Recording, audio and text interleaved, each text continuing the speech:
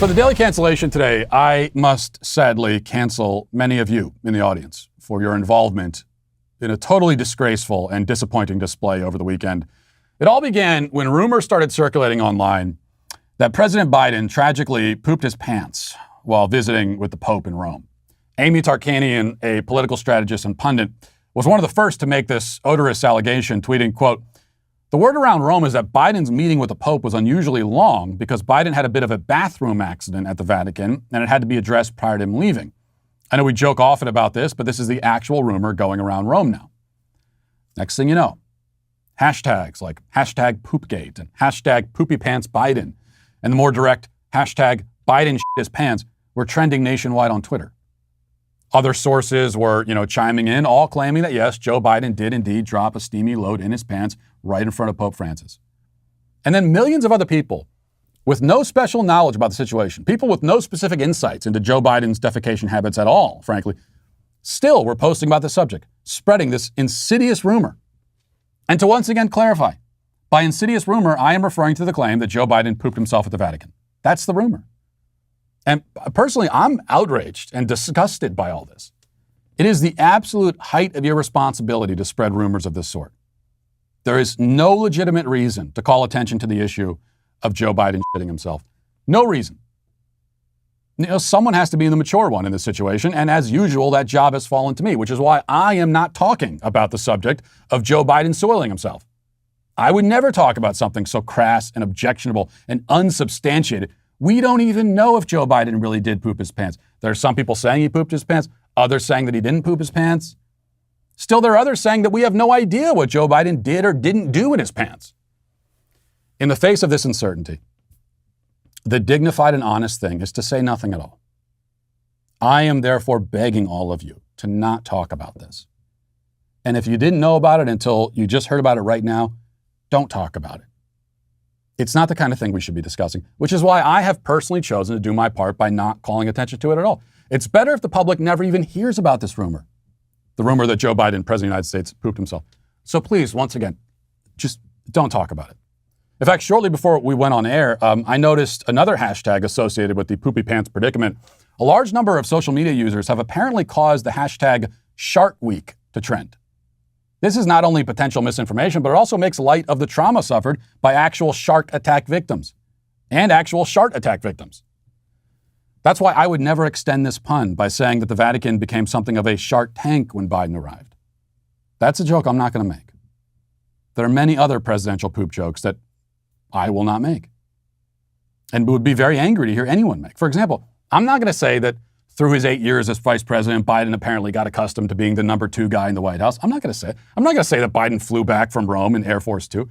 I'm not going to say that involuntary defecation must be a hereditary problem for Biden since it runs in his genes. These would be vulgar and unfunny jokes. And I'm not going to make them, or any other, because there's nothing funny about a turd, especially a turd in the pants of the president, allegedly.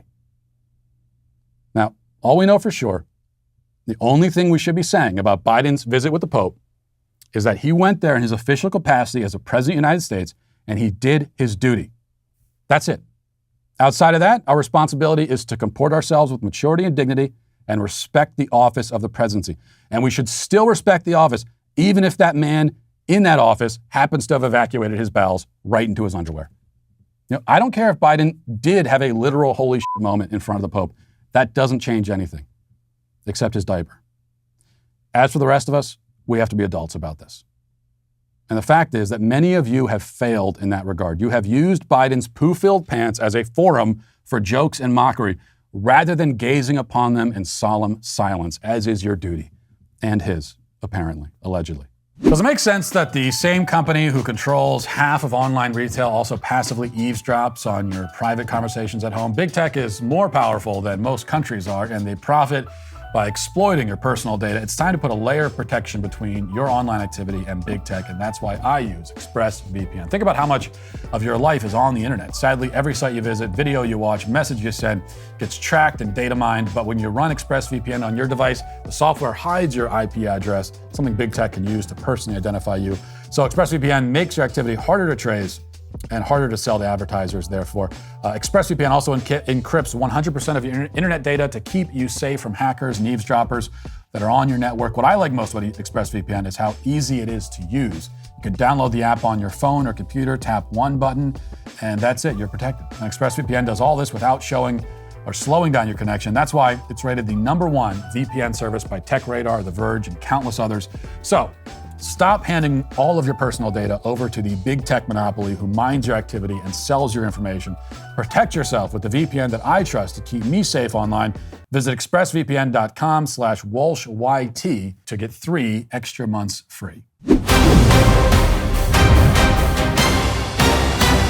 In a stunning display of courage, a white British TikTok influencer has revealed to the world that he identifies as Korean. Ali London is his name. He's been getting plastic surgery for several years in an effort to, as a Newsweek article puts it, resemble their K-pop idol Jimin of BTS.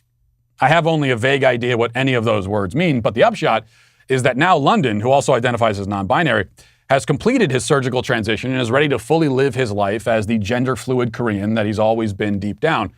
For too long, he has had a Korean trapped inside his body, and now, with $150,000 of assistance from cosmetic surgeons, his true East Asian self has emerged like a bruised and swollen butterfly from a fleshy cocoon. In a video recorded just after his latest procedure, Ali explains that his surgically adjusted eyes and nose and other features now confirm him as a tried and true Korean. And I think the case that he makes is pretty bulletproof. Let's listen. 안녕하세요. 저는 지민입니다. Hey guys, I'm finally Korean. I've transitioned. I'm so happy I've completed my look. I'm finally Korean, guys. I have the eyes. Just had a brow lift as well. So I'm so happy. Finally, I've been trapped in the wrong body for 8 years. And that's the worst feeling in the world, when you're trapped and you don't feel like you can be yourself. But finally, I'm Korean. I can be myself. And I'm so happy. I mean, he looks happy. Finally, he is Korean. It's as simple as that. Bigots might voice disagreement, insisting that one must actually be from Korea, or at least have Korean citizenship, in order to be considered in any sense Korean. They might even argue that surgically narrowing your eyes to resemble Asian facial features not only fails to make you Asian, but is also highly insulting and degrading to the real Asians, of which you are not one. But Ali deftly countered these arguments in a series of tweets disarming and debunking such discriminatory talking points. He wrote, quote, "Being transsexual is the same as being transracial because you're born in the wrong body."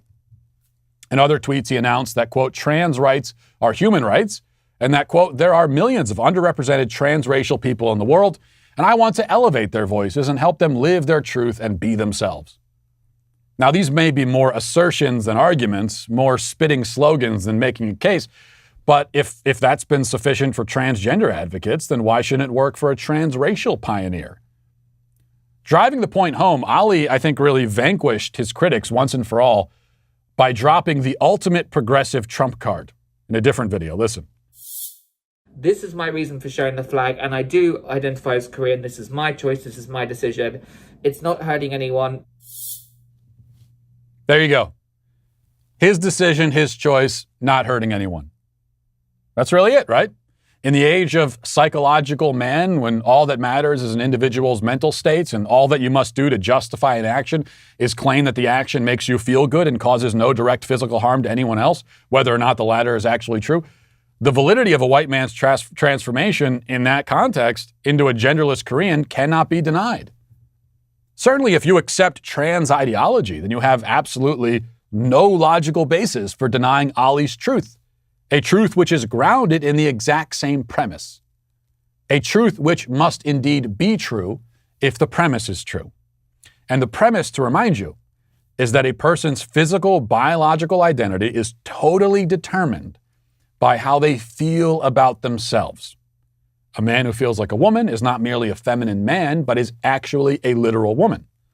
All of the physical barriers which have for millennia served to separate men from women are dissolved and discarded. Biology is subordinated to the emotional whims of the individual. Why should Ali's emotional whims not be afforded the same supernatural weight? His case, based on the logic of progressivism, is airtight. based on the logic of, well, logic, it's not at all, but based on the logic of progressivism, it is. And yet the left has not accepted him. Comments on the internet about his racial transition have been overwhelmingly negative. The Daily Wire documents a few of them. Reading now, it says, "I'm sorry, but you can't just choose to be Korean. It's a nationality and ethnicity," tweeted one trans-identifying account. "You have to be born Korean. Just because you like the culture doesn't mean you can take it and become it. There is a way to appreciate a different culture. This is not it." Quote, "As a Korean non-binary person, I haven't really talked about the Ollie London thing, but the fact that they're acting like it's genuine, that it's part of a journey due to an identity issue really irks me. It's a mockery of trans people. It's cultural appropriation," posted another person. Finally, one Korean user replied that while he celebrated London's new gender identity, it's wrong for him to claim a new ethnic identity. Korean isn't a pronoun, nor is it a persona you decide to suddenly take on because of K-pop hype. I'm glad you identify as non-binary, and I applaud you for being transparent about that, but I can't commend you for taking a whole ethnicity and treating it like a persona. Taking a whole ethnicity and treating it like a persona. Almost like when someone takes a biological sex and treats it like, I don't know. An article in the left-wing Paper Mag, written by Sandra Song, editor-at-large and a fellow Korean, is just one long transphobic harangue against the entire transracial community. Song writes, quote, "As someone who actually has Korean DNA, though, I can say that some white fetishist, as proven by those 15 surgeries to look like Jimin, suddenly deeming themselves Korean is incredibly offensive, especially since it effectively trivializes our identities because they're suddenly trendy. Apparently, though, that doesn't really register for Ali, who's continually been a notable example of Western fetishization that's objectified us based on South Korea's recent contributions to global culture. So yeah, obviously it's pretty sus that a white person is saying they're Korean." Now, leaving aside the embarrassing fact that the magazine's editor-at-large wrote and published the words "so yeah" and "pretty sus," the real problem is that she would accuse a person of fetishizing and trivializing her identity simply because he is cartoonishly mimicking her appearance and claiming that his degraded mockery is as authentic as her own identity. I mean, she's essentially arguing that his imitation is an imitation and thus cannot be as valid or real as the thing he is imitating. And her points make a lot of sense, come to think of it, but unfortunately, she, like nearly everyone else in her ideological camp, has already thrown open the doors and invited men to fetishize and trivialize and mimic her identity. It's just that she wishes the mimicry would stay contained to her sex, not her ethnicity. The problem, though, is that sex is far more objective and far less fluid than ethnicity. If the former can be erased, then so can the latter. Ollie London knows that. And now he's entitled to be seen as fully Korean, just as Korean as any other Korean. Indeed, he may be even more Korean than cis Koreans like Sandra Song. I mean, you could make that argument. This at least was a choice that he has made bravely. If cis Koreans don't want to tolerate or accept trans Koreans, that's their problem and their bigotry they have to work through. It'd be better for them to just remain silent in the meantime while the march of progress continues and all objective markers of identity are erased and human existence is reduced to a murky puddle of ambiguity. That is the world the left wanted, and now they have it. Congratulations.